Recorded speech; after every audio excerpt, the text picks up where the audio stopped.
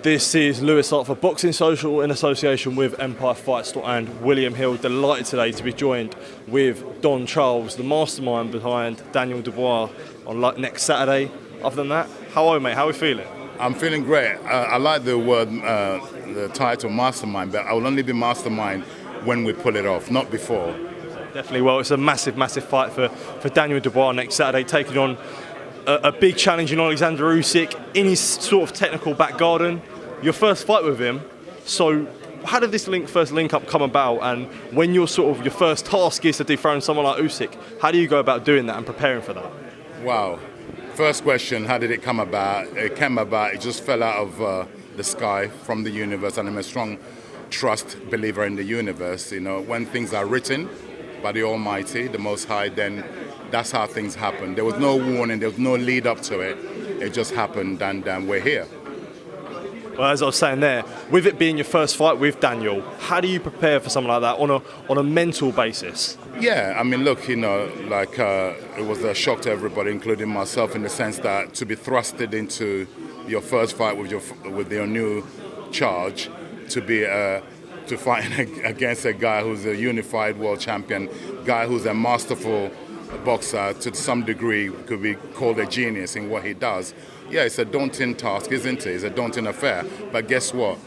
If we didn't believe we had any chance to do this, I would have advised his father, Daniel the boxer, and his father, and the promoter, Frank Warren, that I don't believe that we should be taking this opportunity. But we discussed it, and we looked at it, weighed it up. Can we do it? And the answer was unanimous. Yes, we can. Let's go for it.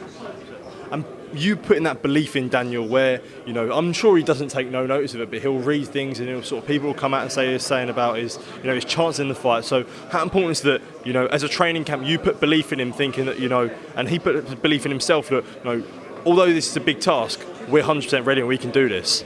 Yeah, he's a young man, you know, and Daniel, listen, let's look at where he is presently. He's currently the WBA regular world champion.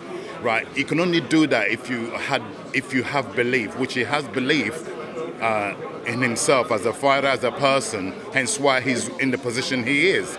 So he already has that belief. So taking that belief into this next encounter with Usyk, yeah, you have to believe, because if you don't believe in yourself, who's going to believe in you? So he believes in himself as a fighter. We believe in ourselves as a coaching personnel to aid him and to give him the tools. No, he has the tools to give him a game plan to execute on the night. So, yeah, we're very confident. So we'll talk about the camp in Spain. How was it as an experience? And Dan said about how horrible it was. So how good was that? I mean, that's a positive thing for him to say things like that. So how was Spain, and how important is it to sort of get out of the comfort zone? Well, most definitely.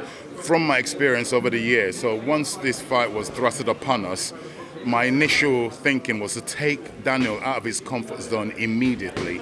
Yeah, because we're going to fight this fight on a foreign soil in Poland, and which is going to be very hostile atmosphere and uncomfortable. So why not start in preparation by making it as uncomfortable as we can for Daniel? And that's exactly the thinking, the logic behind our decision to go abroad to train. And having the sparring, he talked about sparring Moses Atama, and this and that. That sort of that training where is it important to sort of be away from all the the distractions that he might have in the UK, even away from his family, this, that, and all he can actually focus on is, you know, the training between him and yourself and everyone else. That's the whole idea, yeah. Like I said, the idea was to make him as uncomfortable at every moment during preparation, and that's what we managed to do. And that's going to stand him in good stead on the 26th of August. And with someone like Usyk, and Dan said he wasn't really even focusing like this, but you know, win or lose, he's going to learn so much. So sort of the build from that, and him learning sort of from facing someone like Usyk, who's fought some serious operators, some serious competition. In the future, you know, do you feel like this will just be a positive thing in the future, a sort of post-fight win or lose? Whichever way you look at it, every encounter one encounters in life is an experience, whether it's a good or a bad experience. But we're not just going here for the experience. We're going there to try our very utmost to dethrone this guy. And then it's a good experience. So, like I said, no matter what you do, it's an experience. So, yeah. And gelling with Daniel, how, like for a coach and a fighter to gel, how long do you think the time takes for yourself to gel, and how long did it take for you and Daniel to really start firing sort of in that the relationship between you two? Well, it's one of those things now, thrown in at the deep end, a new coach, new staff. I don't coach him alone, I have a team.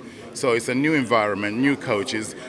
In terms of, we gelled more or less straight away, because I'm a heavyweight. I like to call myself a heavyweight specialist.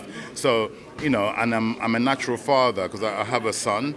I've raised a son, and so it was easy for me to, and understanding people's temperament, it was easy for me to embrace Daniel, and he embraced me back. And we had no choice. We haven't got time. When you have time to like did it about and not sure. We didn't have time. You get thrown in at the deep end of a swimming pool. What do you do? Sink or swim? We swam. And you talked about there, you call yourself a specialist heavyweight. Is there something important? Like, so you talk about your work with Derek Chisora and this and that, where you know that you're more suited to sort of heavyweight style. Is it good to sort of have that as a trainer where you're having the same types of guys coming through?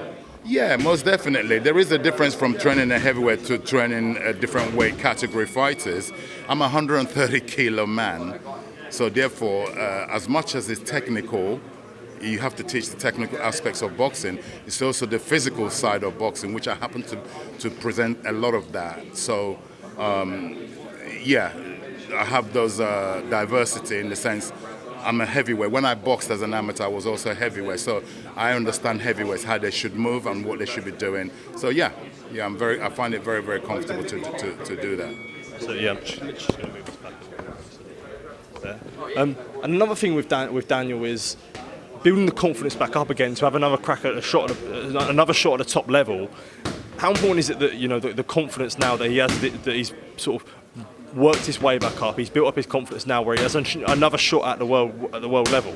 Yeah, confidence is achieved, ascertained, gotten from various areas. There's various exercises we've done. He's a human being.